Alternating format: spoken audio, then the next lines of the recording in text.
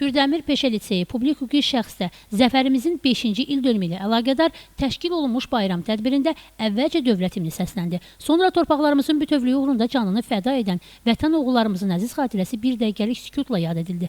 Tədbirdə Kürdəmir Peşə Liseyinin publik hüquqi şəxsin direktoru Nurlan Abdullayev və liseyin kollektivi, Kürdəmir rayon icra hakimiyyətinin nümayəndələri, şəhid ailələri, şəhid anaları, qazilər, hərbiçilər, idarə təşkilat müəssisə nümayəndələrinin, eləcə də rayon ictimaiyyətinin nümayəndələri iştirak ediblər. Liseyin direktoru Nurlan Abdullayev 2020-ci il sentyabrın 27-sində başlanan və Prezident Ali Baş Komandan cənab İlham Əliyevin rəhbərliyi ilə qısa vaxtda qələbə ilə başa çatan Vətən müharibəsinin tarixi əhəmiyyətindən danışıb. O vurğulayıb ki, qədim mədəniyyət mərkəzi olan Şuşa şəhərinin və onun işğaldan azad edilməsinin tarixi əhəmiyyəti baxımından xalqımız bu qədim şəhərin azad olunduğu günü 8 noyabr Zəfər gününü təntənə ilə qeyd edir. Tədbirdə iştirak edən bütün natiqlər bugünkü günün əsas mahiyyətindən danışdılar. Beləcə 8 noyabr Zəfər gününə həsr olunmuş tədbir incəsənət ustalarının ifası ilə davam etdi. Sonda Kürdəmir Peşə Liseyi publik hüquqi şəxsin tərəfindən tədbirdə iştirak edən şəhid ailələri, qazilər, müharibə iştirakçılarına fəxri fərman və qiymətli hədiyyələr təqdim olundu. Cəmilə Nəsir qızı Aqil Əsədov bugün informasiya proqramı üçün.